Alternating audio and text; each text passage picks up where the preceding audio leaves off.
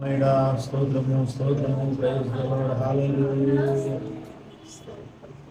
ఆకాశం మహాకాశము పట్టదాన్ని దైవమా, అత్యున్నత సింహాసనము దాసుడైనవాడా, హల్లెలూయా. నా ప్రాణమా, నా అంతరంగమా, నాలో ఉన్న నా సమస్తమా, నా ప్రాణమా, నా అంతరంగమా, నాలో ఉన్న నా సమక్షమా, ఆయన చేసిన ఉపకారములలో దేనిని నీవు మరువకుమా. ఆయన చేసిన ఉపకారములలో దేనిని నీవు మరువకుమా. సన్నతించుము, స్తుతించుము, ఉత్సాహధ్వని కీర్తనేత్తుము. సన్నతించుము, స్తుతించుము, ఉత్సాహధ్వని కీర్తనేత్తుము. యెహోవాయ దేవుడు, ఆయన పరిశుద్ధుడు, సమస్త సృష్టంతటికి ఆధారుడు. యెహోవాయ దేవుడు, ఆయన పరిశుద్ధుడు, సమస్త సృష్టంతటికి ఆధారుడు. నా ప్రాణమా, నా అంతరంగమా, నాలో ఉన్న నా ప్రాణమా, నా అంతరంగమా, నాలో ఉన్న నా సమస్తమా. యెహోవాయ దేవుడు, ఆయన పరిశుద్ధుడు, సమస్త సృష్టంతటికి ఆధారుడు. యెహోవాయ దేవుడు, ఆయన పరిశుద్ధుడు, సమస్త సృష్టంతటికి ఆధారుడు. నా ప్రాణమా, నా అంతరంగమా, నాలో ఉన్న నా సమస్తమా, నా ప్రాణమా, నా అంతరంగమా, నాలో ఉన్న నా సమస్తమా, నాలో ఉన్న నా సమస్తమా. పరిశుద్ధుడా వందనాలు తండ్రి, కృపగల దైవమా, ఆకాశ మహాకాశమును పట్టుదారిన దైవం, ప్రేమ స్వరూపి, వందనాలు వందనాలు వందనాలు. ప్రార్థన చేద్దాం. మహాగరుడా, మహోన్నతుడా, కృపగల తండ్రి, యెహోవా నామం వహించిన పరిశుద్ధుడా, నజరేయుడైన యేసుక్రీస్తు అతి శ్రేష్టమైన నామంలో మీకు మహిమ ఘనత ప్రభావాలు చెల్లిస్తూ ఉన్నాం తండ్రి. ఈ ఆదివారపు ఆరాధన మీ ఆత్మతో మీ సత్యముతో జరిగించి మీ నామానికి మహిమ తెచ్చుకోండి. ఈ ఆరాధనలో తండ్రి, ఈ ఆరాధన అంతటిలో పాటలు పాటలు మంచి కంఠములు ఇచ్చినందుకు, ఆత్మతో సత్యంతో మేము కొద్ది నిమిషంలో ఆరాధన చేయుటకు మీరు ఇచ్చిన సమయాన్ని బట్టి మీకు వందనాలు, మీ కృపను బట్టి మీకు వందనాలు. మహిమ ఘనత ప్రభావాలు చెల్లిస్తుంది. సహాయం దయచేయండి ప్రభా. జరగబోవు కార్యభాగం అంతా మీ పాల్సనిచ్చి పెడుతుంది. మీ ఆత్మలో ఆశీర్వదించి, మీ వాక్కులతో తండ్రి మమ్మల్ని అభిషేకించి, మీ వాక్కులతో మా హృదయాలను నింపి, రానున్న దినాలు మీకు ఉపయోగపడే పాత్రలుగా మిమ్మల్ని మహిమపరిచేటటువంటి నీ బిడ్డలముగా, విశ్వాసముగా తండ్రి యేసు నామములో సంఘములో ఉంటున్నట్లుగా సహాయము దయచేయండి. ఈ సమాజంలో తండ్రి యేసు నామములో మీ కృపను బట్టి మేము జీవించడం కావలసిన జ్ఞానము, తెలివి, వివేచన మాకు దయచేయమని సహాయము దయచేయండి. మీ ఆత్మతో వాక్కులతో మమ్మల్ని అభిషేకించమని యేసు నామములో ప్రార్థిస్తున్నాము పరలోకపు తండ్రి, ఆమేన్. ప్రైజ్ ది లార్డ్, హల్లెలూయా. నీతి స్వరూపుడైన యెహోవా ఘనమైన నామానికి మహిమ కలుగును గాక.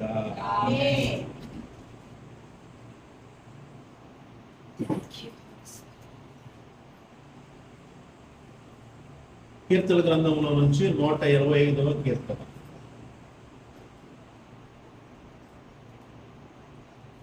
125వ కీర్తన ఉత్తర ప్రత్యుత్తముగా చదువుతున్నాము. ఉన్న 5 వచనాలు. యెహోవా యందు నమ్మిక ఉంచువారు కదలక నిత్యము నిలుచు సీయోను కొండవలెనుందురు.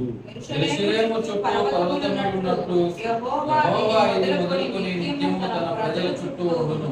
నీతిమంతులు పాపము చేయుటకు తమ చేతులు చాపకుండానట్లు భక్తిహీనుల రాజదండము నీతిమంతుల స్వాస్థ్యం మీద ఉండదు. యెహోవా మంచివారికి మేలు చేయుము, యథార్థవంతులకు మేలు చేయుము. తమ వంకర త్రోవలకు తొలగిపోవు వారిని పాపము చేయు వారితో కూడా యెహోవా కొనిపోవును. ఇశ్రాయేలు మీద సమాధానం ఉండును గాక. ఆమేన్. కూర్చో. యాత్రా కీర్తన మనం చదువుతూ ఉన్నాము.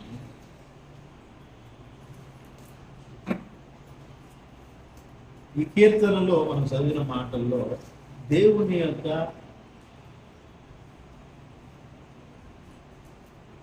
మన పట్ల ఆయనకున్నటువంటి ఆయన నిజంగా మనం ఆయన బిడ్డలము కాబట్టి ఆయన మన పట్ల ఒక గొప్ప బాధ్యతను కలిగి ఉన్నాడు. అంటే తండ్రి తన పిల్లల కోసము ఏ విధంగా బాధ్యతగా ఉంటాడు, అదే ప్రకారంగా తండ్రి అయిన దేవుడు తన బిడ్డలము తన ప్రజలమైనటువంటి మనందరి పట్ల కూడా ఆయన అదే బాధ్యతను కలిగి తన ప్రేమను మన పట్ల చూపిస్తూ యెహోవా యందు నమ్మిక ఉంచువారు కదలక నిత్యము నిలిచి సీయోను కొండవలెనుందురు. ఒక మాట అంటే ఇక్కడ ఉన్న మాట ఏంటి? ఆ ఒక్క మాట తర్వాత దానికి సంబంధించినటువంటి అనుసంధానమైన ఇంకో మాట ఏం తెలియజేస్తున్నాయనంటే యెహోవా యందు నమ్మిక ఉంచువారు ఏ మాత్రము కూడా దేనికి కూడా కదలరు. ఎలాంటి ఉపద్రవం వచ్చినా, ఎంతటి భయంకరమైన పరిస్థితి కలిగిన దేనికి కదలరు అన్నమాట. అంటే దేనికి కదలరానంటే వేరెవరో ఉపద్రవంలో ఉన్నారు, వాళ్ళకి సంబంధించి వచ్చినప్పుడు కదలకుండా ఉంటామని దానికి కాదు. మన పట్ల మన జీవితంలో ఆయన యందు నమ్మకం ఉంచిన వారు ఎలాంటి భయంకరమైన సిచ్యువేషన్లో అయినా సరే దాని విషయంలో బెదరక ఉంటారు, ధైర్యంగా ఉంటారు. అందుకని ఇక్కడ కదలక నిలిచి నిత్యము నిలిచి సీయోను కొండవలె ఉంటారు. అంటే ఆయనకు కాపుదల ఉంటుంది. నమ్మకం ఉంచే వారికి, యెహోవా యందు నమ్మకం ఉంచిన వారికి ఏముంటుంది? కాపుదల, రక్షణ. మిగతా వాళ్ళకు ఉన్నదా? మిగతా వాళ్ళనైనా మనల్నైనా ఎవరినైనా నువ్వు నమ్మకం ఇచ్చినా నమ్మకం ఉంచకపోయినా దేవుడే కృప చూపించే. అయితే నమ్మకం ఉంచి ఆయననే హత్తుకున్నవారు ఇంక అధికమైన కృపలో ఉంటారు. అధికముగా అందరినీ కృపలోనే భద్రపరుస్తున్నాడు దేవుడు. ఏ రోజుకైనా మారకపోతారా అని. ప్రైజ్ ది లార్డ్, హల్లెలూయా. ఏ రోజుకైనా నా వైపు తిరగకపోతారా నా బిడ్డలు, నన్ను తెలుసుకోకపోతారా అని గొప్ప ఆలోచనతో ఉన్నాడు దేవుడు. మాకు ఆయన అక్కర్లేదు అని నువ్వు అన్నంత మాత్రాన ఆయనే వదిలిపెట్టడు. ఆయన తప్పనిసరిగా పట్టుకుంటాడు. ప్రైజ్ ది లార్డ్, హల్లెలూయా. నన్ను వదిలిపెట్టు అని నువ్వు అన్నా సరే ఆయన పట్టుకునే ఉంటాడు. ఇప్పుడు ఆయన పట్టుకున్నాడనే ఉదాహరణ ఏంటి? దానికి రుజువు ఏంటి అంటే ఆయన పట్టుకున్నాడన్న రుజువు ఒకటే. ఈరోజు నిద్రపోయి పొద్దున్నే లేచావు, అదే రుజువు. ప్రైజ్ ది లార్డ్, హల్లెలూయా. మరి ఈరోజు నిద్రపోయిన వారు కొంతమంది లెగవలేదు అంటే వాళ్ళ టైం అయిపోయింది, వాళ్ళకి భూమి మీద సమయమో అయిపోయింది. ఈ రోజు నువ్వు ఉన్నావంటే దేవుని కృప కాబట్టి. అంటే మరి వాళ్ళ టైం అయిపోయింది, వాళ్ళ పరిస్థితి ఏంటి? ఏమో పరిస్థితి ఏముంది? దేవుని అంటే ఎవరెవరు ఏ రకంగా తీర్పు పొందాలో ఆ రకంగానే తీర్పు పొందుతారు. అందులో ఏమాత్రం సందేహం లేదు. అదే నువ్వు నమ్మినా నమ్మకున్నా నీవు దేవుడు నిన్ను కాపాడుతూనే ఉంటాడు. నువ్వు వద్దన్నా కాదన్నా దేవుడు నిన్ను కాపాడుతూనే ఉంటాడు. అది గుర్తిరిగి దేవుడు నన్ను కాపాడని చెప్పి ఆయన వైపు తిరుగుతావా, దేవునితో కూడా ఉంటావు. లేదా ఎవరెక్కడికి వెళ్ళాలో అక్కడికి వెళ్తారు. అది ఇక్కడ మనం నేర్చుకోవాల్సింది. యెరూషలేము చుట్టూ పర్వతములు ఉన్నట్టు యెహోవా ఇది మొదలు నిత్యము తన ప్రజల చుట్టూ ఉండును. యెరూషలేము చుట్టూ పర్వతాలు ఉన్నాయి. అలాగే ఎందుకున్నాయి? యెరూషలేమును కాపాడటానికి ఉన్నాయి పెద్ద పెద్ద పర్వతాలు. అలాగే తన ప్రజల ఇది మొదలు యెహోవా తన ప్రజల చుట్టూ ఉంటాడంట. ఇది మొదలు చాలా జాగ్రత్తగా ఉన్నారు. అంత్య దినాల్లో ఉన్నాం, అపాయకరమైన రోజుల్లో ఉన్నాం. కాబట్టి తండ్రి అయిన దేవునికి యేసునామములు ఎంత తొందరగా దగ్గరైతే అంత మంచిది.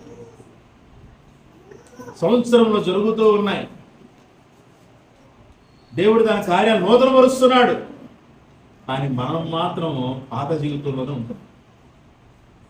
ప్లీజ్ దయచేసి నూతన జీవితాన్ని అనుభవించడానికి ఆతురపడండి. నూతన జీవితం అనుభవించడానికి నూతన జీవితం అనుభవించడానికి. యెహోవా మంచి వారికి మేలు చేయను, యథార్థ హృదయాలకు మేలు చేయను. ఇది జ్ఞాపకం పెట్టుకోవాలి. నువ్వు నమ్మినా నమ్మకపోయినా మంచివాడవా?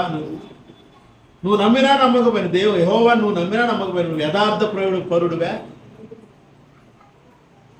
నమ్మిన వాళ్ళు ఇంకా నమ్మని వాళ్ళు కూడా అలాగే ఉండాలని దేవుడు కోరుకున్నాడు. మరి నమ్మిన వాళ్ళు ఇంకెంత ఉండాలి? ప్రైజ్ ది లార్డ్, హల్లెలూయా. నమ్మని వారిలో మంచి వారిని చూస్తున్నాడు ఆయన, యథార్థ హృదయం చూస్తున్నాడు. మరి నమ్మిన వారిలో ఇంకా ఎంత మంచి చూడాలి, ఎంత యథార్థత చూడాలి, ఎంత యథార్థ హృదయం చూడాలి ఆయన ఆలోచన. చాలా జాగ్రత్తగా తమ వంకర త్రోవలకు తొలగిపోవని పాపం చేయు వారితో కూడా యెహోవా కొనిపోవును. ఇజ్రాయేలు మీద సమాధానం ఉండును గాక. తన వంకర త్రోవలకు తొలగిపోవు వారిని పాపము చేయు వారితో కూడా యెహోవా కొనిపోవును. చాలా జాగ్రత్తగా జీవించుదాం. ఈ యాత్రా కీర్తనలో మనం ఎంచుకోవాల్సింది ఏంటంటే దేవునికి దగ్గర పోయి దేవుడు నాతో ఉన్నాడు,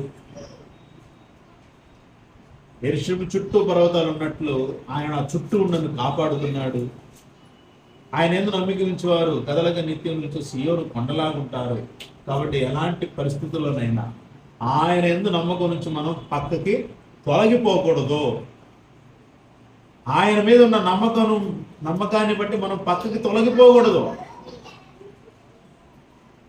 కాబట్టి ఆయన మీద నమ్మకంతో ఇంకా ఆయనకు దగ్గర అవుదాం. యేసునామములో తండ్రి అయిన దేవునికి దగ్గర అవడానికి, అలాగే ఆయన యేసునామములో తండ్రి అయిన దేవునితో సహవాసం చేయడానికి మనము ఆతురపడి ముందుకు సాగుతాం. చాలా జాగ్రత్తగా ఉన్నాం. దేవునితో ఎక్కువ సమయాన్ని గడపడానికి తాపత్రయపడాలి. దేవుడు ఇప్పుడు తన కృపను బట్టే మనకు ఒక సమయాన్ని ఇచ్చాడు. మనకి ఇప్పుడు సమయం ఇచ్చాడు దేవుని ఆరాధన చేయడానికి. అలాగే క్రైస్తవులు, ఇళ్లలో ఉండే క్రైస్తవులకు కూడా దేవుడు సమయాన్ని ఇచ్చాడు.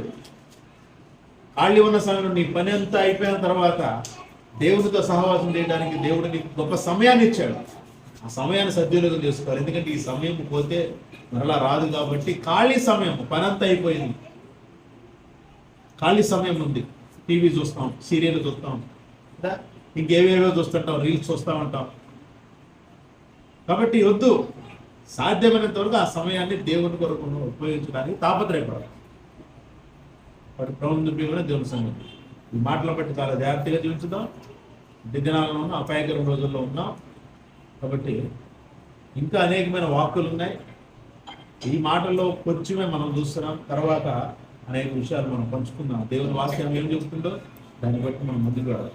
కాబట్టి ఈ మాటలను బట్టి మనం అందరం చాలా జాగ్రత్తగా జీవించడానికి, ఇంకా దేవునికి దగ్గర అవడానికి తాపత్రయపడాలి.